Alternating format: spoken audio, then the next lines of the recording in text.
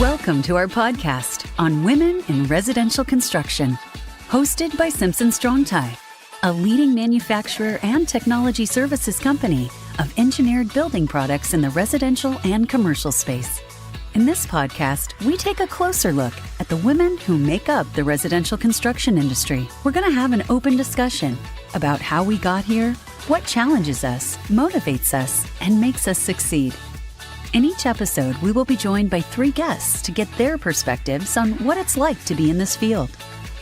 We will talk about how women can affect change and create an environment where other women want to be a part of. Hi, I'm Annie Cow, and I'm the Vice President of Engineering with Simpson Strong-Tie. In this episode, I'm going to get a chance to talk to 3 amazing leaders within the construction industry and find out how they got here. So I've got some wonderful guests with me today. Let's go ahead and meet them now. Hi, Annie. Thanks for having us. My name is Christy Acey, and I'm the Vice President of National Accounts for Sherwin-Williams.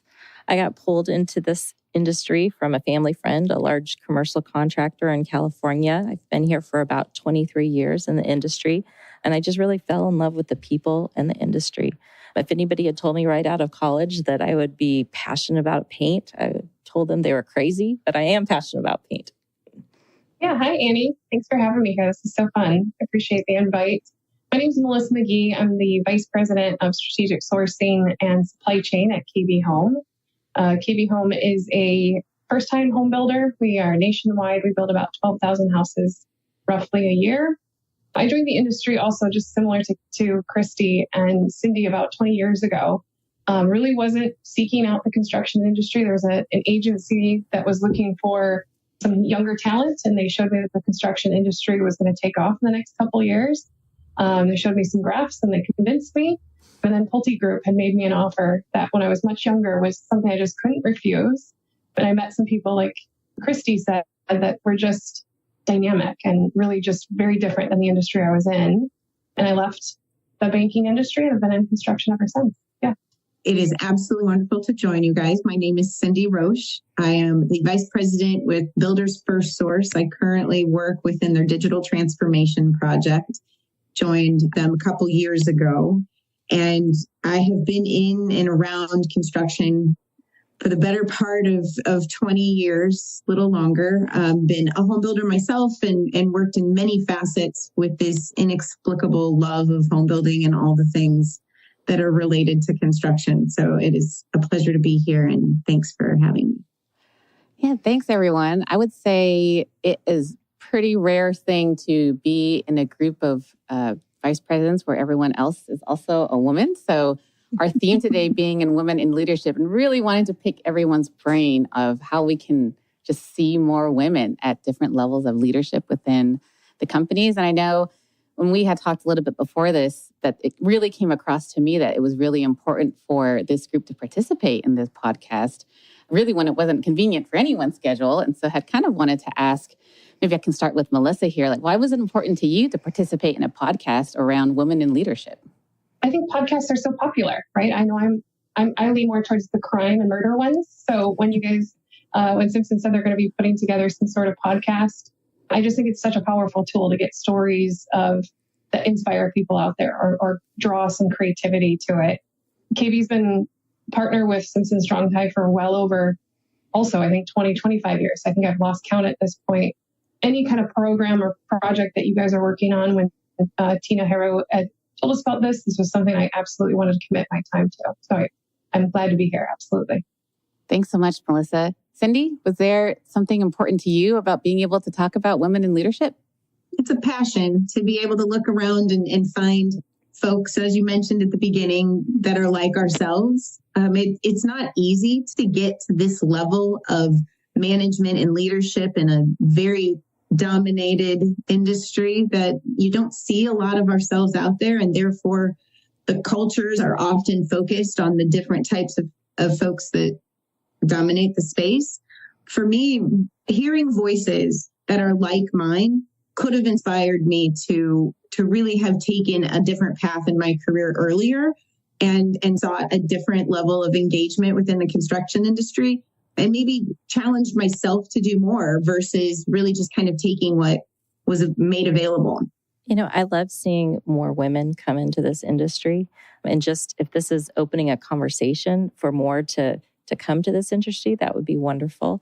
I've had so many wonderful male role models in my career that I've just had some great experiences. I would love to be that female role model and start that conversation for the next generation.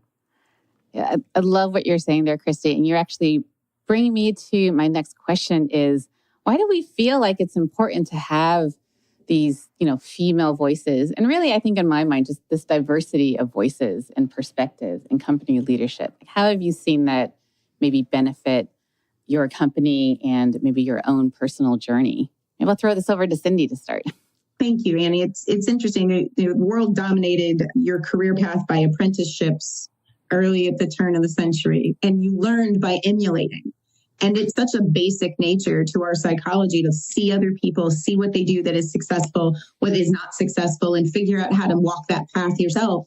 When we do not have those leaders that we can look to and say, ooh, I love the way she handled that very challenging situation, but was true to who she is, we're missing out on those types of views. So for me, this is an opportunity not only for myself to be able to have a voice and say what I've been through and maybe what someone else can learn from, but also this is a pretty incredible group of women to hear their voices as this is going on and take that back and put it in my toolbox.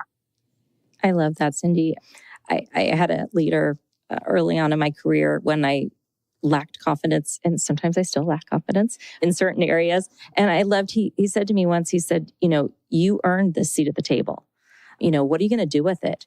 And it's always been the voice in my head of, I did earn this seat at the table, and how can I pass that forward? And I love being able to hearing other women talk and how they handle situations, and what I can do to maybe take that same approach or, tweak it to make it my own. And by not having those women in leadership, we don't always have that to emulate. So it's nice to have that. I agree with everything that Christy and Cyndie are saying, because I go back to who the first women I saw were. And when you say emulate, right, Cyndie, I think of, yep. I remember, where they position their hands, right? You're just studying everything that they're doing and saying. And all of it comes back to just confidence, right? That they seem like they're, they belong there, right? They've gained the credibility. What I love about having diverse, even on my own team, even in the bigger group of team, is I think that you're forced to be more creative, right? When women tend to be more into the detail and the nonverbals and maybe the project management side, I think is a lot where our type of gender leads to. Then you kind of mix that with different age groups. And that's, to me, a very critical thing. Even, I would say even much more than gender, is having different age groups in a situation where you take from everybody's background, right? And then I think as a whole, what's produced in home building, right? Who's really the customer? In my mind, women are usually the ones that are saying, hey, I'm not looking for a new house.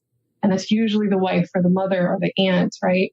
So I think you wind up with a really great product at the end when you have a diverse group, honestly, is my opinion. Yeah, I love that. I feel like I picked up on two things. One, like you can't be what you don't see or what you don't see an example of. I know at Simpson, our recently retired CEO, Karen, was someone I looked up to for so many years because she started out actually in engineering. She ran one of our branches, then she ran our entire company. And I would feel a little bit stalkerish, something that you said, Melissa. I would just kind of be watching and be like, okay, how does she do those things? And how does she handle that situation? And it was, for me, a masterclass on how to just be able to be true to yourself, but also be really successful in, kind of this male-dominated environment that if I hadn't had that, I don't know how successful I would have been. Or maybe like you, Cyndie, maybe would have just taken me longer, to get where I was trying to go. One thing that you said, Annie, that comes to mind is the need to be perfect. Because we are women in a room full of men, there's not the tolerance to have, or it doesn't always feel maybe like there's the tolerance to have made a mistake or to not have thought through something or whatever we did, because we're already singled out in a different way, that there's this overwhelming sense of pressure to just never do anything wrong. So being able to see the way other women handle that or just be human is really powerful. It almost gives you permission to take more chances too. When you know that it's okay. If I do fall, I'll get back up. And that's a good thing. Yeah. I love that. And I love what you're saying about this pressure to be perfect, because I mean, we kind of feel it here, but actually there's some really interesting research too, just about how women view themselves, even when there is an opening for a leadership role. And we had talked about kind of a statistic where men tend to apply for a job when they meet some of the qualifications, but women tend to wait until they meet 100% of the qualifications before they apply, particularly for managerial or just, increasing responsibility roles. And it just seems like we're really doing ourselves a disservice by not even putting our names in the hat, to be considered for these roles. How do you all think that we can help women overcome that? I think by having the conversation. We don't self-promote very well. And to have the conversation of these are my concerns, why I'm not, posting for a position or looking for this promotion, and really kind of fine-tuning it with other women. I think that we also need to, sometimes as women, we try to just be nice and not help someone go to the next level. But sometimes you have to say the hard things too and say like, hey, you really need to work on this. That's going to help each other be able to get to that next level. And we need to be willing to have those conversations. Yeah. I think for me, it's also, I don't know if women, in the women I've mentored before, it's a common theme of nobody's tapping me on the shoulder, telling them that I'm the next person in that role. And I think it's getting out and inspiring women to recognize nobody's going to chart that path for you. I think I've said to people so many times, nobody can read your mind. You're even interested. You got to take that next step and put your name in the hat and say, I might not meet all of the qualifications, but I'm a quick learner and I'm humble enough to ask and point out what I don't know. And I know who I should be asking to get that answer. But I think Christy said the perfect thing is women don't self-promote. And I remember a lot of my male mentors that I've had over the years, that's really what you would start to see them doing, right? I remember being in several meetings where I know that person doesn't know everything about that thing they're talking about. And half of it seems like they made it up. And there's a sense of, is this how this goes, right? Where you fake it till you make it kind of mentality. And it's just, you might not be the expert in all things. Nobody expects that. But I think it's sharing, like Christy said, right? Sharing. When I first got into this role, there was so much I had to learn so quickly. But I think that it has to be a drive within you, right? Is you have to be driven to, I'm going to be the best at this. I might not be right today, but I know I can, right? Is have that confidence of, I'm going to put myself out there and be vulnerable, right? And here I am. And hopefully I'm the best person for the role. And then my last thought would be networking constantly. I think you need to be well seen and have a fantastic reputation, which means you have to be a team player at the end of the day, willing to work on a project that might, take you to long hours, and willing to help out any kind of peer or even any kind of leadership. I think there's a lot there of just not only self-promoting, but you got to put yourself out there and be seen. And that takes some sacrifice sometimes. Melissa, that's so true. Also, humility to ask for help. I think along the way and be able to say, hey, I need help. Help me through the situation. And I think that sometimes we don't want to, or we're scared to. What are going to be the ramifications of asking for help when it's never going to be a bad thing? I feel like there were two things that I really picked up on. One is having the confidence, but two, also having the vulnerability. And it seems like those are counterintuitive, but they kind of play into each other in a way where you're confident enough to say that you're right for it, but vulnerable enough to say, but I need a little bit of help to get there as well. And that's a tough balance to strike, I think, for some folks who are used to, being top of the class, A+, top performance marks in order to even feel like they could be qualified for the next role. I was going to check in with you, Cyndie, to see if you had anything on that topic as well. Very rarely do I not have words to share, so I'll make it brief. You have to have an environment that supports you being vulnerable. to find the courage or to live with the ramifications of being vulnerable. And the whole reason we're talking today and the whole reason we've done this is because not all women are as fortunate as we have been to find paths that have gotten us to this level. Because I think we can all say we've had some male champions that have helped us get here. And if you're lucky, as you talked about, Annie, female champions that have gotten here. But we're here because there's not enough. And that's where I go, okay, how do we help women that are looking and have the capabilities to be phenomenal leaders find a path of being that leader and moving their company forward, but being very true and genuine to who they are as a female, which is very different and distinct from the male-dominated environment they could be in. So, you know, I'm one, thankful that we get the opportunity to do this, and two, I look forward to hearing the stories of women that hear this podcast and what they were able to do with the information. Yeah, I totally agree with you, Cyndie, about like you have to have those things, but you also have to have the right environment, because otherwise, you know, there's a lot that could be possible, but that doesn't happen. I'm going to stray from the script a little bit, but you're just making me think, if you feel like you have those things, you have the drive, you have the confidence, and you also have the vulnerability to ask for help, but it's not the right environment, you know, to what Melissa was saying earlier about there are women who are waiting to get a tap on the shoulder to say, hey, by the way, this is your time. How can women and just people who are looking to move forward in their careers actually be more in control of that destiny and feel like they have the ability to ask for something that they want or make a change that would really make sense for them? You know, one of the things we have at Sherwin-Williams is our resource groups, and they're grassroots groups that we have at what we call our district level. And it's really peer groups. And I think it's where a lot of these conversations start to happen, where people are bouncing ideas off, you know, where they are in their career, what are their next steps.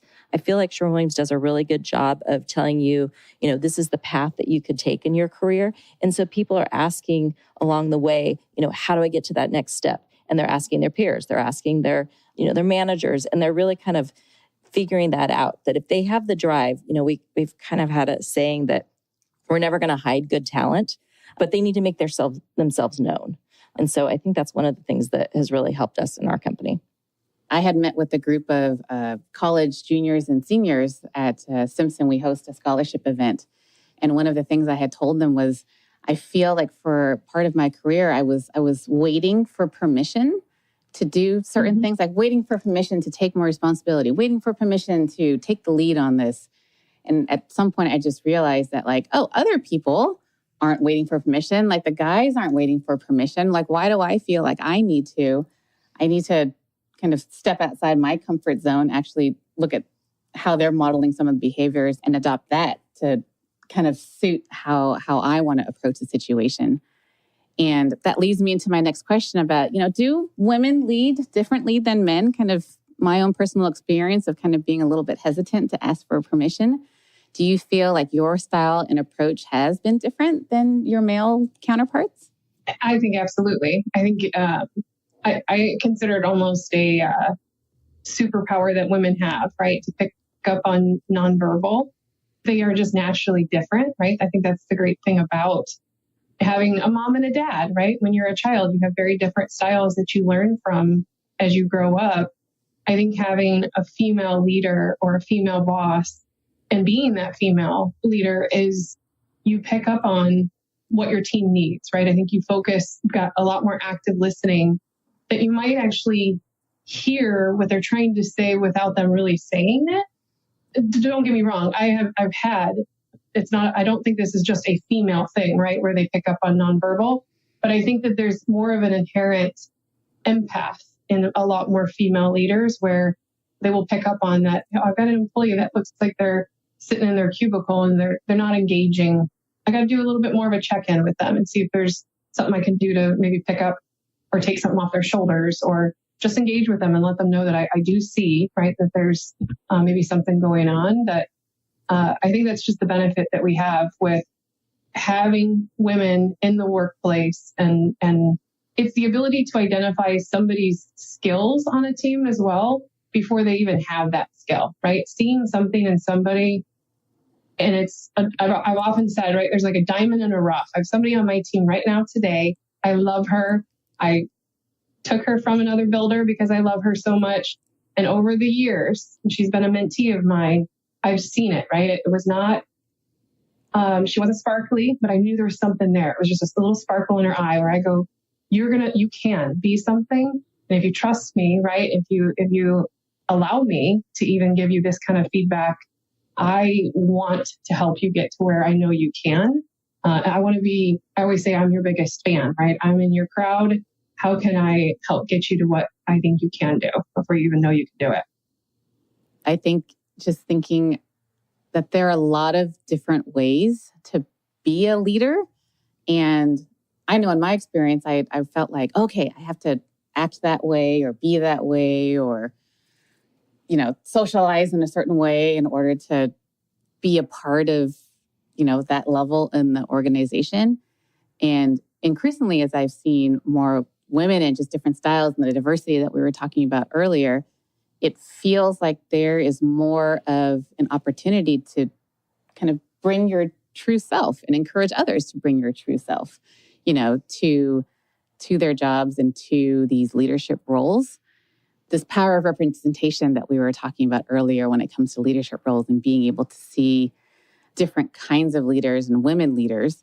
And I know what drove me to Simpson again was, some really strong women leaders that I had seen, and the importance of mentorship and reaching out into what you were saying earlier, Melissa, about really identifying talent and doing what you can to bring them up. I wanted to ask, how do you feel that you're able to support other aspiring women leaders, over the course of your career? Is there something that you're doing or maybe something your company is doing to really encourage that next generation of leaders? Builders FirstSource is doing, they have a concerted effort right now that is really focused on the female representation within the organization and how to create paths for them, not only in leadership, but just for career pathing within the organization, which is nice to see. The piece of it that I've found really encouraging is that we might all be women, but we're all very different. And being different, of course, it's, there's only a few of us or a handful of us in some of these calls, but we're not all the same either. And that level of diversity is also encouraged and appreciated. So that I'm excited to not only be participating in, but offering whatever support that I can for the younger generation. Something that Melissa said earlier resonated with me on this topic, and it's that, when somebody says, Cyndie, what are you really good at? And I think what I'm really good at is taking chaotic situations and finding greatness in people and aligning that greatness towards the goal of the team and really wanting better for them than I want for myself. That can be my biggest Achilles heel. It can be my biggest greatness as a leader, but it's who I am, which is very different than some of the females I've seen grow at the corporate ladder, which became more dominant or assumed more of a masculine role in their trajectory. So that's a long-winded way to say that Builders FirstSource took this journey with their diversity and a group that they've created. And it's been fun to be a part of some of the inaugural meetings and getting started with it. I look forward to the future for sure. Your question, it definitely is a good one because that's, I almost want to make sure I'm doing more, right? As my own responsibility is how do you get younger women into more roles? I think again, you have to stop and make it a priority as somebody that's maybe further along in their journey. And I do love that. But again, we get so consumed into our own projects and, everybody's pulling at us. It's almost, you have to make a concerted effort, right? To stop and recognize somebody and want to fill their cup and add to them and put a pep in their step to say, you did a really great job on that project and you should really be the one that takes the lead on that. And one other thing I often say to anybody, this is not gender related, but and it's back to your first point that you said, Andy, which is vulnerability. And I think is going out and actually saying, will you be my mentor? I think it's one of the hardest things, right? Because nobody likes rejection, right? That doesn't feel good. But I still do this to this day, is I always say to myself, how would I react if somebody asked me this question? And of all the people that have asked me to be their mentor, I feel so honored, right? I feel so, you want me, right? You choose me. So I often say, get out of your own head, go walk up to the person, rehearse it in the bathroom, right? But then walk up to them and say, would you consider being my mentor? And I bet you every single time somebody's going to say yes. And then you've got to put your energy into that, right? You've got to schedule your meetings. You got to reoccur to them. If they give you homework, make sure you follow up on your homework. I think that's my biggest, like, how do I try and help is I push really hard on that mentorship side of things. And KB's amazing at that. It's a very open kind of, I could talk to anybody in any department, right, that I want. And they're very welcoming and committing time to that, right? It's not on your personal time that you go talk to your mentor, right? That's company time because they truly believe in that. Absolutely. Melissa, I know that about KB.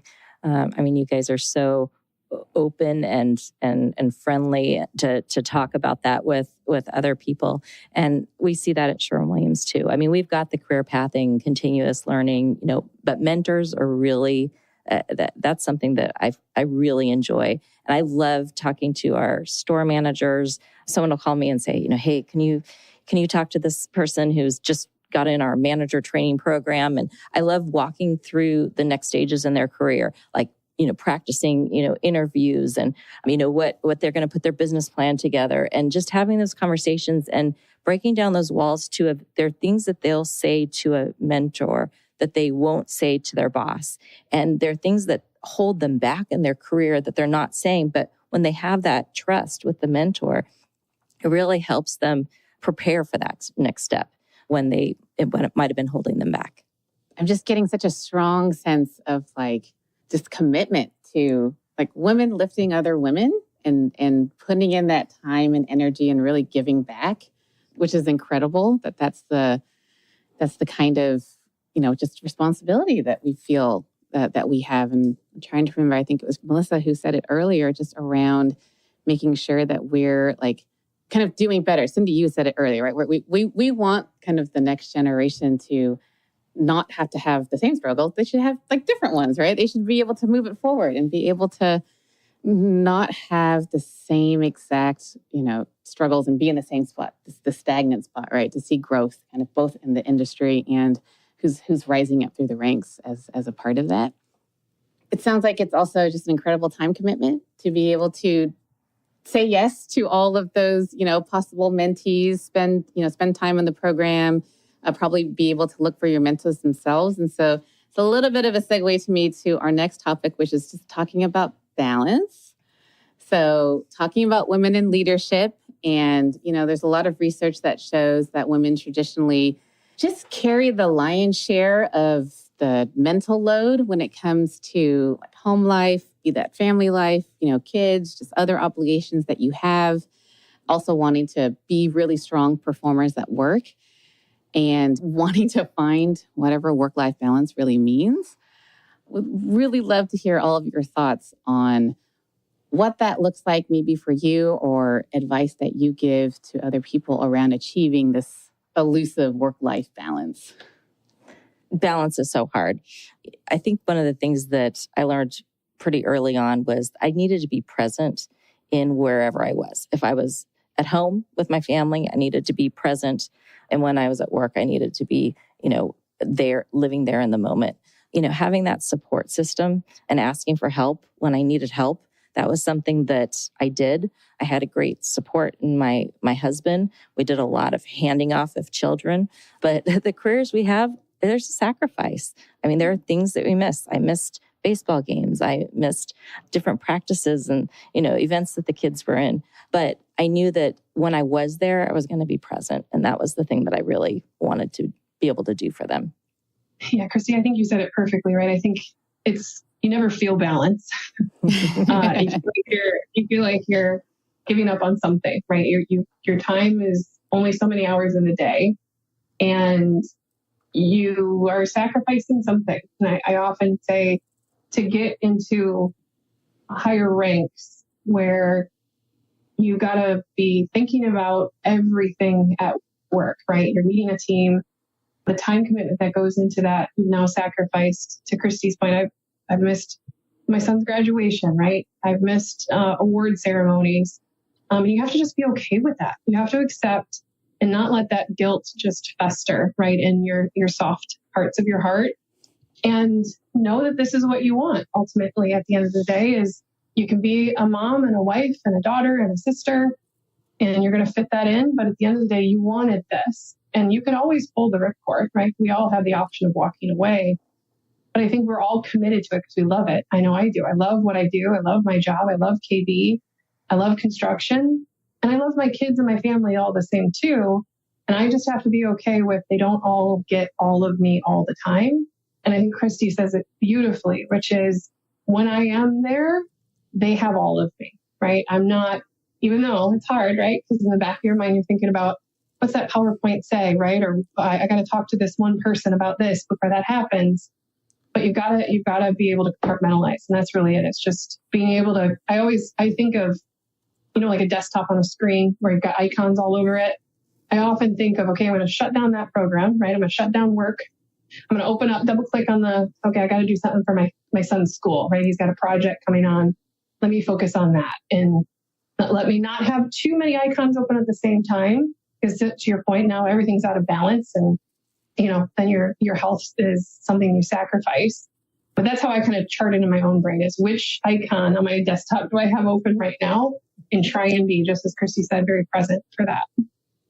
I'm going to take this. I'm going to go a more vulnerable route on this, because this is one I am not very good at, and I will say without any hesitancy that my 3 children would agree with that statement, that I'm probably not the best at work-life balance.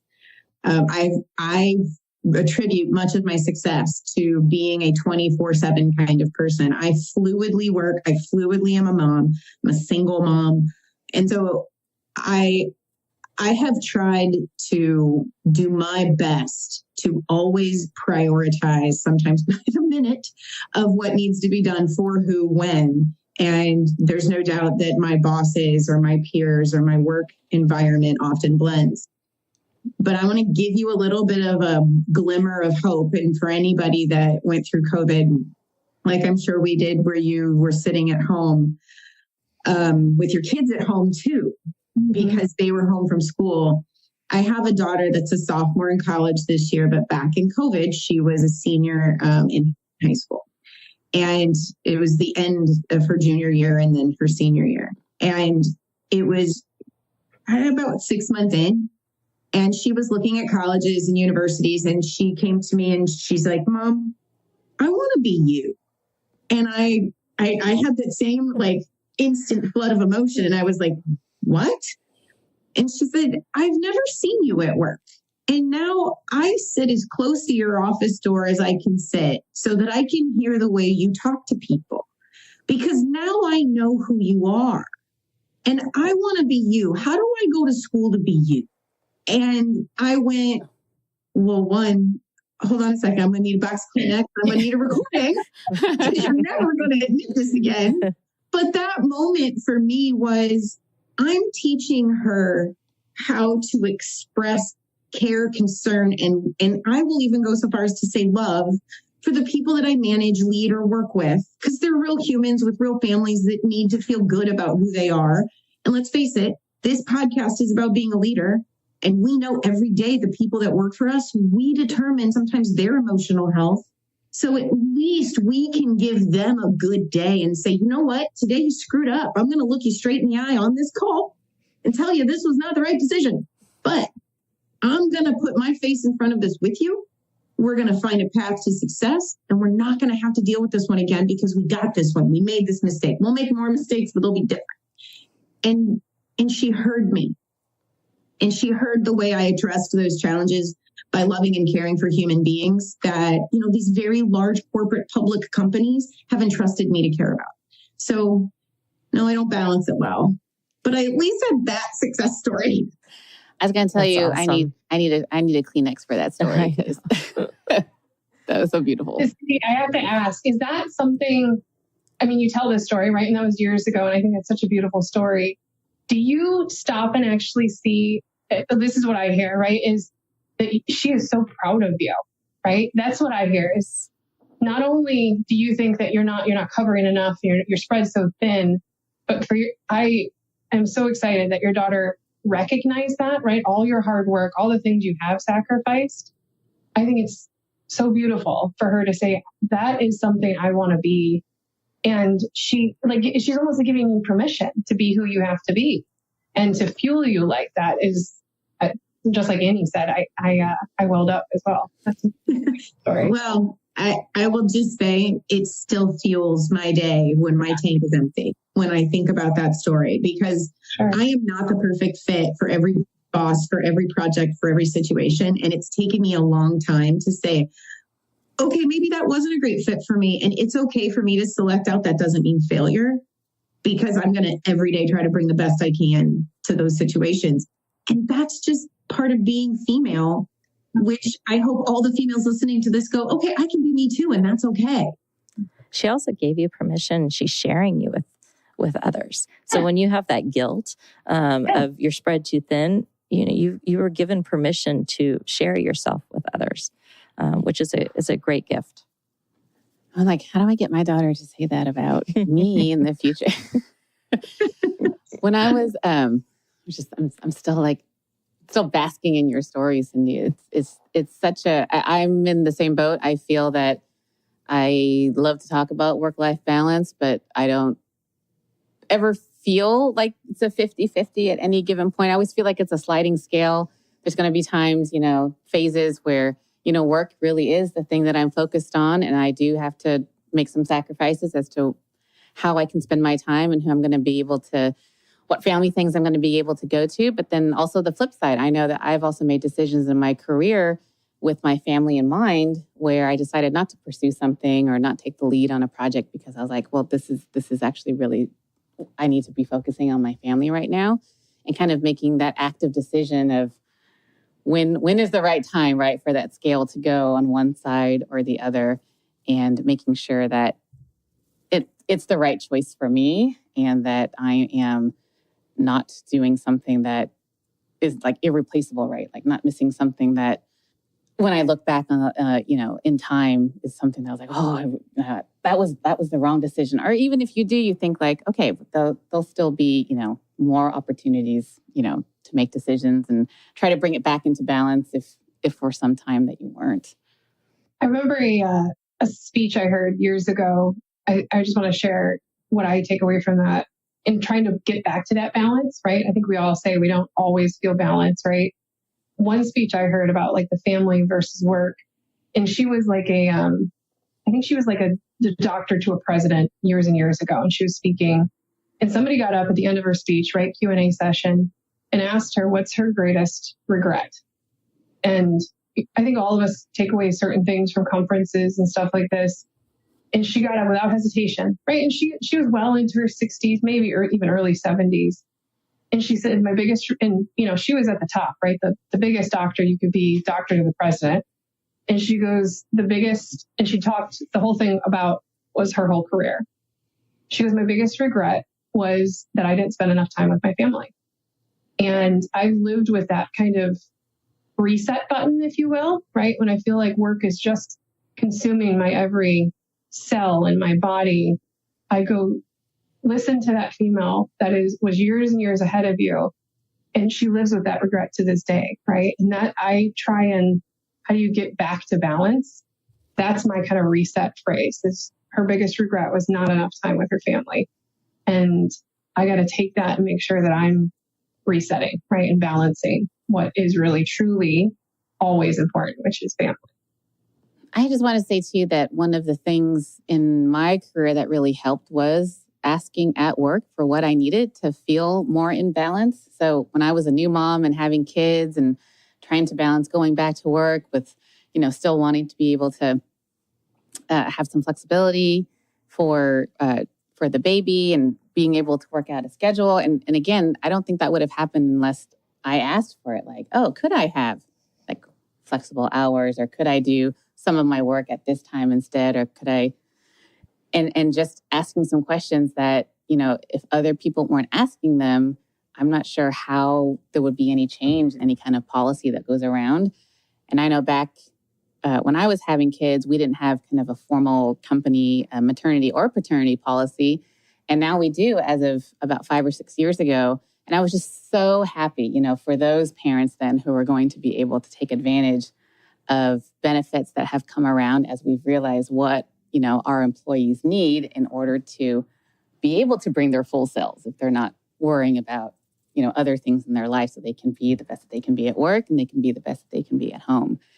So that's been really cool to see how companies are also evolving to try to help people, be more balanced, as impossible as the perfect work-life balance is, but sliding that scale, back to something more reasonable. This, I think I mentioned in my intro, I joined Builders FirstSource a couple years ago. So I'm later in my career. I'm in my 50s now. I've spent a lot of time earning my seat at the table. Thank you very much, Christy, for that comment earlier. But one of the things that I negotiated was that I can't travel on Mondays and Tuesdays, because those are the 2 days a week that I share custody with my son. He's with his dad on Wednesday, Thursdays, and I will never forget, we had gone through the whole negotiation, and I said, I need you to know this is my terms. And the answer I got back from Builders FirstSource, an EVP of this organization, was, you are our first choice for this position. And I was blown away. Now that says a couple of things. One, I'm at later stage of my career and I could say those words. Not all of us have felt like in our career we have the ability to say that. But at the same time, the leadership of BFS met me where I needed them to meet me so that I could do this job well. And then as a result, take it a year later, I'm hiring a beautiful, young, bright, just spitfire lady out of Austin, young woman that just at the beginning of her career in construction. And the day we're going to offer her the job, she calls me in tears to tell me that she's pregnant. And she was so devastated because she was absolutely sure we were going to pass. And because she knew just from talking to everybody that that's where we were going, was to make her an offer, but she didn't want to accept the offer and then feel like she had slighted us and not told us. And to be able to give her the confidence and saying, it's going to be great.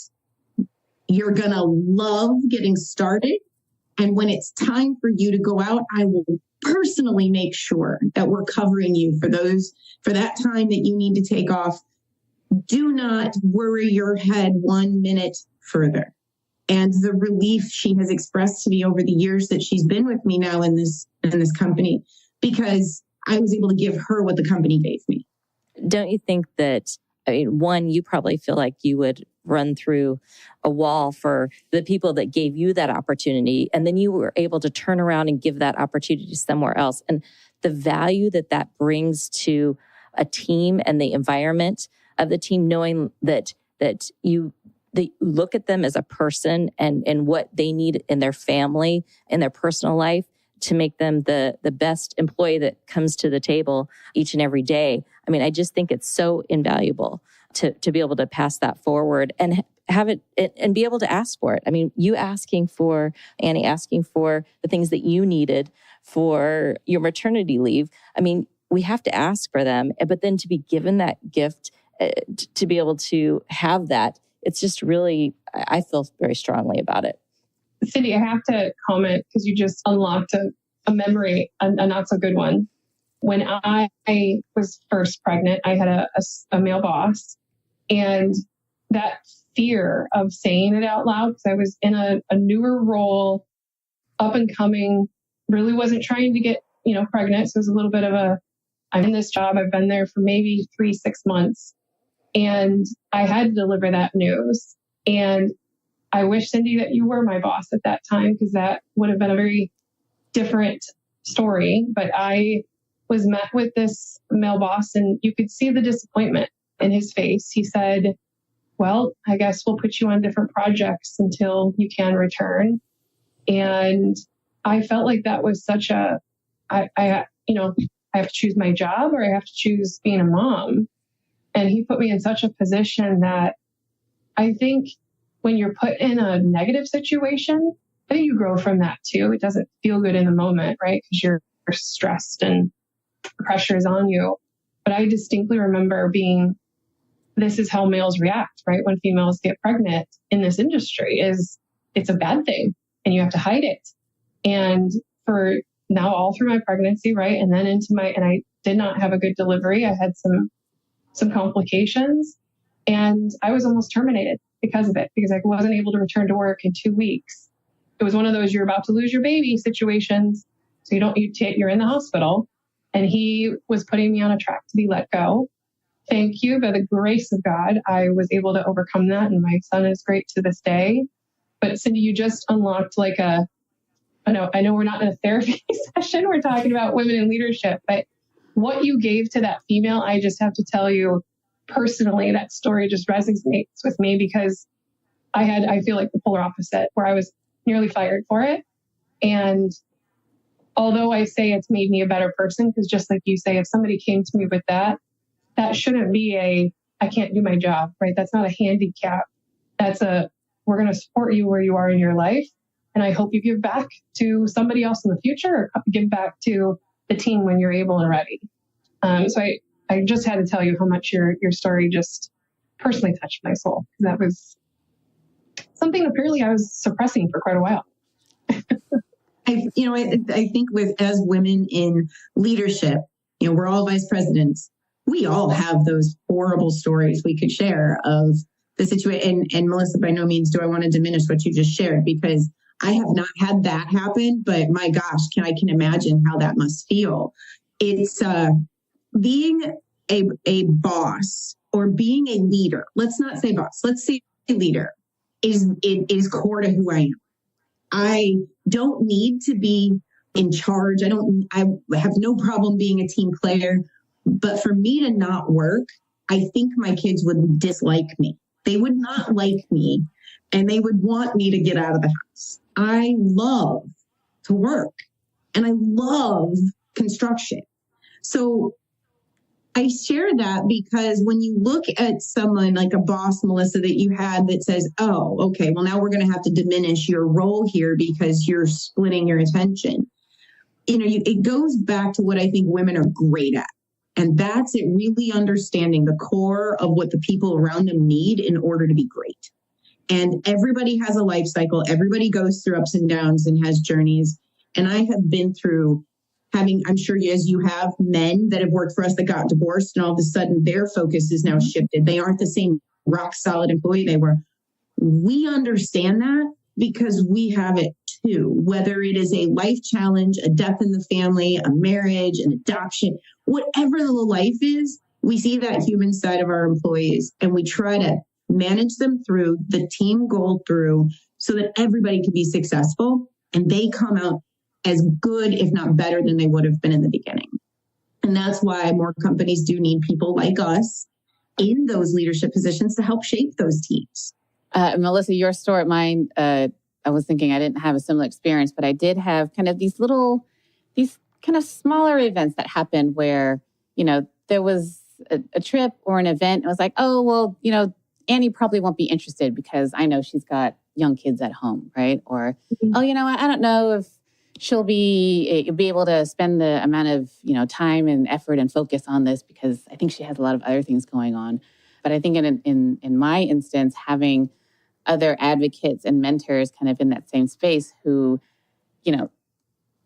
were like, well, but why are we assuming that, right? Why do we think that that's something that is just specific to somebody who's a young mom as opposed to someone who's a young dad or has, other obligations? And being able to just really challenge, someone's assumption of, how someone should be, how a situation should be handled, and just assume that, oh, okay, well, if someone's pregnant, obviously they're not going to be a high performer anymore. That's, just really outdated, thinking, and just assuming that assuming things that you just don't know about somebody just because of that particular phase, of their life. I do want to hug you, Melissa. I just want to. That was nowhere in my notes to share that story, but it was perfect timing. Yeah. And I know that sometimes I'll get the comment from people of like, oh, you look, you have it all together. It's all perfect, right? Like you've got this great position in your company. You have this beautiful family and kids and, you're so successful. Like everything must have just gone so straightforward for you, for you to get there. And I'm always like, there's no straight line, right? From start to finish. There is a lot of challenges that you have to go through in order to get there. And so with that, I actually have kind of our last wrap-up question, which is really a catch-all. It's been such a great conversation today. So to kind of sum it all up, I wanted to ask the question, what would you say is the best piece of advice that you've received about, being a successful leader? Be authentic, as I'm trying to emulate and be more like the leaders that inspire me. But it's also really important to be myself. People see through that and it resonates with them. The instant you asked that question, Annie, what came to my mind was something my dad said to me. My father was in the steel manufacturing industry, and my grandpa used to build apartment buildings back, after the Second World War. So I guess I come to this construction stuff a little honestly, and ran a plumbing company. But I remember I was 8 years old, and my dad said to me, he took me to work that day, and he said, Cyndie, I should tell you, we got there at like 6:45 in the morning. And my dad was the senior vice president of operations for this steel manufacturing company. And he certainly didn't need to be at the plant, but we were there. I don't know why I was with him, but it was super early. And the workers were just kind of coming in. And he said, you don't ever ask something of your team that you're not willing to do yourself. And it's not your job to do it, but you got to be willing to do it. And I, as an executive, the higher you go up in the ranks, the less detail most executives know. But I've never forgotten that. And so when I think of the times that somebody's asked me about what's important to me being a leader, it really is to be able or capable or interested enough in what each of the employees that work for me do so that I can do it myself, or at least know that if I expected of them that I'm willing to go swing that hammer with them.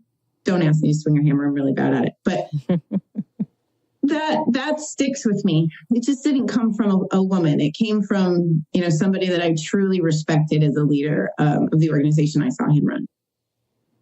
Mine goes to, and I actually even wrote it down years ago, is from this gentleman. And he said it this way to me.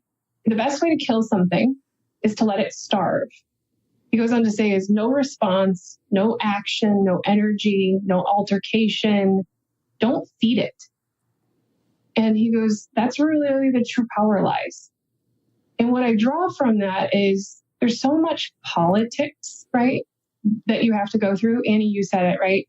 There's no straight line because a lot of it is, I'm going to run into this person. But I think it's so easy to feed into negativity with other women in the workplace or other peers in the workplace, or feed into this email has gotten me just so upset and I want to respond, is don't feed it, right? Or I'm going to really suck at something I'm doing and I don't know if I can do it or pull it off or I'm good enough. Don't give that energy. Don't feed it, right? Let it starve. Don't invest your energy in it. And to me, that was a piece of advice that I go back to. It's just, you got to kill it. Let it starve. Don't get into it. Don't feed it. And that's really where the power is turn it off and walk away. And that's what I try and say to people is you get in your own way, right? You can kind of apply that to so many different versions of anything. But to me, that's my best advice. I'm stealing that. That's brilliant. Good. Yes. Good. Me too. I was going to add the best piece of advice that I got was actually in conversations I had with the three of you, just kind of prepping for it. And I'm trying to remember, I think it came from you, Christy, around create your own personal board of directors. Yes. So I'm going to say the best piece of advice I've received recently was from Christy. And she was just saying how, and you're trying to think about your career and what you do, like have this advisory board, have this board of directors that is, giving you really good perspective and advice, both professionally, personally, form this kind of fortress around yourself on how you can, really maximize what you're doing and where you're trying to go. And so I had really, really loved that. I'm glad it'll be useful. It has been an amazing experience talking with the three of you today. I feel like we went through the whole emotional roller coaster. I feel like there's so much that I'm walking away from this conversation that I know I want to turn around and apply, to my own life and career and make sure that I'm working with the folks at my company, that we're doing all the best things that we can to support our employees, and particularly to help women just be a louder voice, within our organization, because I think there's so much potential there for growth.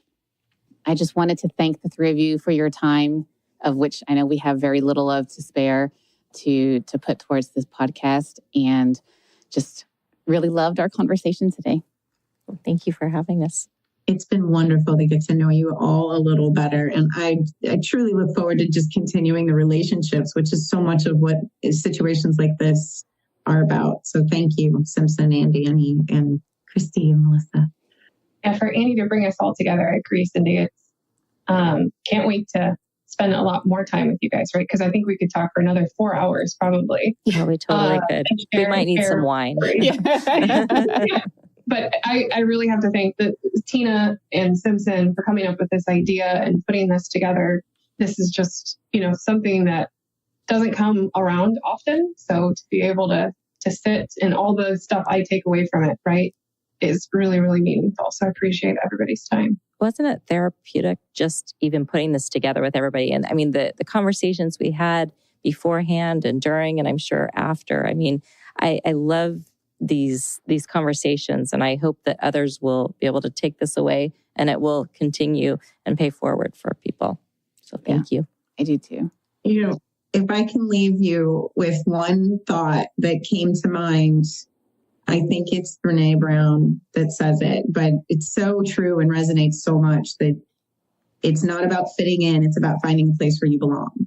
And there's a big difference between fitting in somewhere and changing yourself to make it work, or really sitting down, feeling comfortable and knowing that you're with who you could learn from and grow with. And I feel like that's a lot of what situations like this do, is they give us a sense to be who we are and feel like we belong and share in ways we don't always get an opportunity to do that.